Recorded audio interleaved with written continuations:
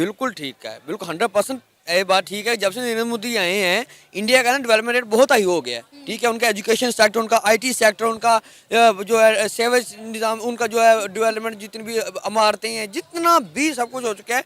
उनका एजुकेशन को जीडीपी कितना दे रहे हैं वो 25%, हम कितने 5% दे रहे हैं। ठीक है, टोटल जो हमारा बजट उसका 5% जीडीपी जो है हम देने अपनी एजुकेशन को। बच बचा के कितना आता है, इतना सब लगता है बस उतना बच जाता है। फिर यही सरकारी स्कूलों का हाल होना है, यही हमारी एजुकेशन का हाल होना है। और ऊपर से हमारे जो वालिदैन जो है ना, वो भी ऐसे बच्चों को लकीर फकीर बना रहे हैं। हमारा एजुकेशन सिस्टम, हमें काउंसलिंग सेंटर नहीं बने हुए यहाँ पे। और दूसरा ये कि नरेंद्र मोदी जो है एक काबिल इंसान है।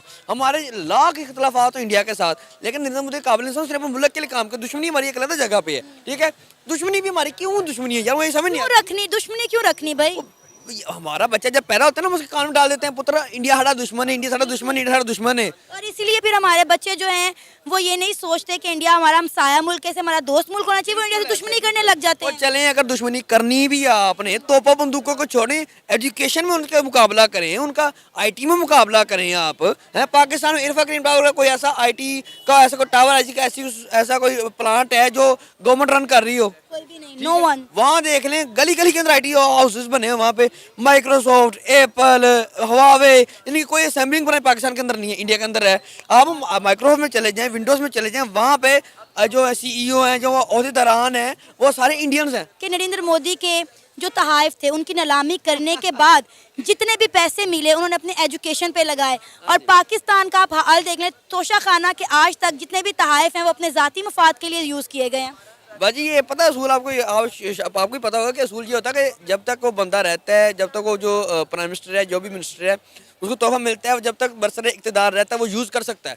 उसके बाद उसने वो हुकूमत को वापस करनी होती है। ऐसा ही है ना। तो जी अब नानी अम्मा कह रही थी पहले कि एक घड़ी का इल्ज़ाम लगा दिया, चलो की है ठीक है, इमरान खान ने की होगी चोरी, मैं को इमरान खान सपोर्टर थोड़ी हूँ, चलो होऊंगा भी, लेकिन वो अच्छा लगता होगा, एक हद तक लगता होगा।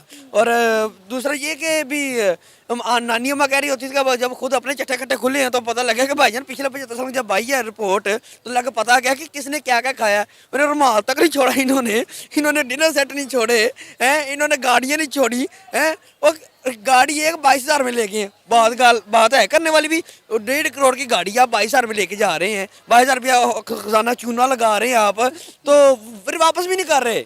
यही तो इंडिया की तरक्की का राज है और पाकिस्तान की नाकामयाबी का राज भी यही है, वजह भी यही है। नरेंद्र मोदी नहीं, इंडिया के पुराने वज़ीर से अब्दुल कलाम आज़ाद, आपने उनका नाम सुना होगा। वो क्या लेते, सिर्फ क्या कबूल करते थे, तो कौमी खजाने से पेंसिल और किताब ये कबूल करते होते थे। हमारे जब से शुरू हुए 75 साल हो गए, अब तक लूटते ही हैं, खा ही रहे हैं बस। तो अल्हम्दुलिल्लाह इंशाल्लाह आगे खाते रहेंगे। और उनका अपना मुल्क थोड़ी है, उनके मुल्क कनाडा, उनका मुल्क है स्विट्जरलैंड, उनका मुल्क है, उनका इंग्लैंड मुल्क है, उनका पाकिस्तान थोड़ी है। वो तो यहाँ आते हैं फसली बटेरों की तरह आते हैं और लूट के खा के बाहर चले जाते हैं। दैट्स इनफ बस। आपका नाम? मेरा नाम सैयद साद सईद। आपको पता है पाकिस्तान के एक सीनियर सहाफ़ी हैं रऊफ क्लासरा, उन्होंने एक स्टेटमेंट दी है कि पाकिस्तान के 10 प्राइम मिनिस्टर्स एक तरफ और इंडिया का एक प्राइम मिनिस्टर नरेंद्र मोदी एक तरफ। क्या कहेंगे आप उनकी स्टेटमेंट पर? वो खुद वैसे वेल एजुकेटेड नहीं है, लेकिन वो जितना अपनी तरफ से कर सकता है एजुकेटेड। वैसे मैं I am not a fan of Modi, क्योंकि वो मुसलमानों के साथ उसका सलूक सही नहीं है, ठीक है। लेकिन अगर उसका देखा जाए तो उसने एजुकेशनल पर्पसेस के लिए किया है, काम किया है। और इंडिया में आधे लोग मेरे ख्याल से उसके साथ हैं और आधे लोग उसके साथ नहीं हैं। और जो नहीं है, और आपको पता है कि वो मेजर वही है कि वो रिलीजियस कॉन्फ्लिक्ट है। नरेंद्र मोदी ने सिर्फ एजुकेशन पे काम नहीं किया, उन्होंने हर सेक्टर में काम किया है। उन्होंने आईटी में काम किया है, उन्होंने अपनी आर्मी के सेक्टर में जो है उसको ग्रो किया है, साइंस टेक्नोलॉजी हर फील्ड में उन्होंने काम किया, सिर्फ एजुकेशन पे काम नहीं किया। तो हाँ, वैसे इंडिया की ये बात है कि वो हर चीज़ पे उनकी नज़र है। और जैसे कि उनका आर्टिफिशियल इंटेलिजेंस है, उसमें आर्टिफिशियल इंटेलिजेंस और जो उनका जो सीएस सेक्टर है, मतलब जो कंप्यूटर साइंस सेक्टर है, उनका बहुत वेल अपडेटेड है। मतलब उनकी रेवेन्यू, उनकी तकरीबन मेरे ख्याल से 20 to 30% रेवेन्यू वहीं से आती है। और इसी तरह हमें भी न्यू चीज़ें अपडेट मतलब नरेंद्र मोदी के ना रूल्स को फॉलो करते हुए हमें भी वो चीज़ अडॉप्ट करनी चाहिए। मैं तो यही कहूँगा कि जो पाकिस्तान में, मतलब इसी तरह जो आजकल ना पाकिस्तान में कोई सही लीडर नहीं है। कोई जो अगर लीडर भी बनता है तो वो इतना सिंसेयर नहीं है पाकिस्तान के लिए। उनको होना चाहिए जिस तरह के नरेंद्र मोदी ने किया है कि वो एजुकेशनल फोरम्स में उसने लगाया, इन्वेस्ट किया है अपना जो नीलाम करके। क्योंकि अब देखें हमारे जो प्राइम मिनिस्टर जो भी आया है वो भाई अगर उनको तोशाखाना से जो भी मिला है वो अपने मफाद के लिए उन्होंने इस्तेमाल किया है। और उसको नरेंद्र मोदी को देख लें, नरेंद्र मोदी ने जो भी उसे मिला है हुकूमती उसमें एज अ प्राइम मिनिस्टर, उसने अपने एजुकेशन सिस्टम अपने मुल्क पे लगाया है। तो इस बात से ये मैं भी इसको एग्री हूँ कि उसने ये स्टेटस उसकी सही है। अच्छा, हम इंडिया के प्राइम मिनिस्टर नरेंद्र मोदी की तारीफ़ें तो करते हैं, हम उनसे सीखते क्यों नहीं हैं? देखें, सीखेंगे तब जब हम उसे समझेंगे, सही तरह से उसे लेंगे। हमारे अवाम जो है सिर्फ वो अपनी कुर्सी के लिए कर रही है कि हमने प्राइम मिनिस्टर बनना है, हमने पैसा खाना है, फिर बाहर हमने प्लॉट्स वगैरह लेने हैं, हमने अपना बाहर सारा बिजनेस करना है। तो जब तक हमारा ये भूख ख़त्म नहीं होगी कि हमने प्राइम मिनिस्टर बनना है, सीट लेनी है, ये तब तक हमारा ना मुल्क तरक्की करेगा ना हमारे अच्छे हुक्मरान आएंगे। इस रीजन में एक बड़ी डेवलपमेंट, एक बड़ा प्रोजेक्ट, एक बड़ा एग्रीमेंट, एक बड़ा मंसूबा जो कुछ कंट्रीज़ के हालात बदल के रख देगा। इस वक्त आपको बताते हैं कि एक बड़ा मंसूबा बांग्लादेश और इंडिया के बीच तय पा गया है और वो है फ्रेंडशिप पाइपलाइन, ऑयल पाइपलाइन का एग्रीमेंट, जिसको इनऑग्रेट कर दिया गया है 18 March via video conference between India and Bangladesh, और जिसको इनॉग्रेट किया है Indian prime minister Modi and Bangladesh Sheikh Hasina ने। इसके कितने बेनिफिट्स होंगे इंडिया को, बांग्लादेश को और भूटान से लेकर नेपाल तक सबको, सिवाय पाकिस्तान के। ये पाइपलाइन जो है इसके ऊपर 377 करोड़ इंडियन रुपीस के टोटल एक्सपेंडिचर आया है, कुल ये पैसा लगा है, जिसमें बांग्लादेश ने जो है वो इसमें 285 करोड़ रुपए को कंट्रीब्यूट किया, लेकिन इसमें इंडिया ने भी अपना हिस्सा डाला, ये कहा जा रहा है।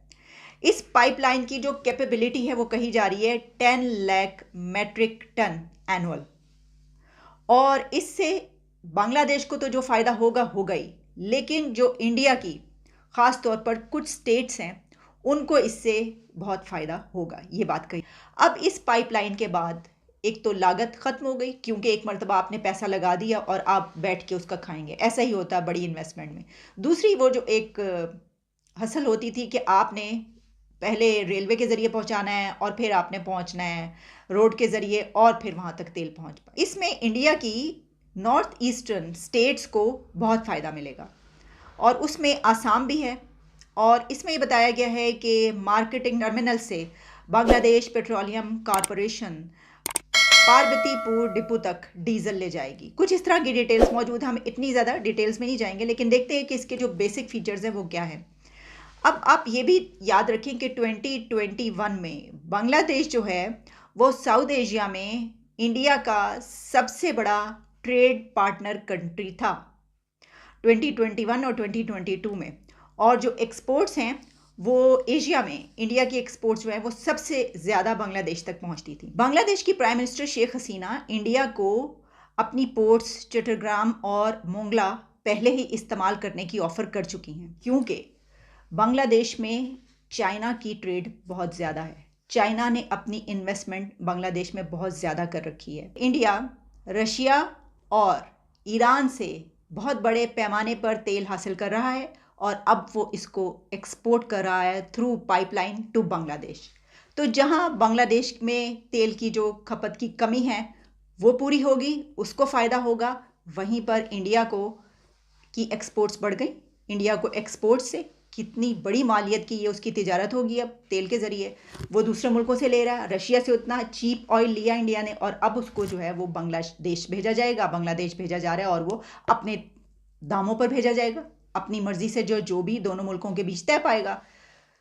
तो ये है मामला। इस दुनिया का तो इसी तरीके से चलता है और जो ये दुनिया है ऐसे ही आगे बढ़ रही है। क्या बांग्लादेश, इंडिया, नेपाल, भूटान, क्योंकि जैसे मैंने आपको बताया कि इससे फ़ायदा नेपाल और भूटान भी उठाएंगे। अभी देखिए आगे ये सारी जो है ना ये पूरी एक सीरीज़ बनेगी और हम देखेंगे दूसरे कंट्रीज़ तक ये तमाम मामला बढ़ते चले जाएंगे पाइपलाइन के। हमारा ईरान का पाइपलाइन का मंसूबा जो है वो कब से चला था और कब तक आकर पहुंचा, कहाँ तक। और हमारी कोई भी चीज़ जब होती है वो शुरू होती है तो वो अटक जाती है और वो फिर पूरी ही नहीं हो पाती। हमारा सी पैक जो है वो आप देख लीजिए उसके मुतालिक क्या बातें की जाती हैं, लेकिन मुझे इस पर भी वो नहीं है। मेरा तो सवाल मज़ा आया। अच्छी बात बोली, आपको अच्छी लगी तो ऐसे थोड़ा मार दीजिए हाथ, आप थोड़ा सा मार दीजिए।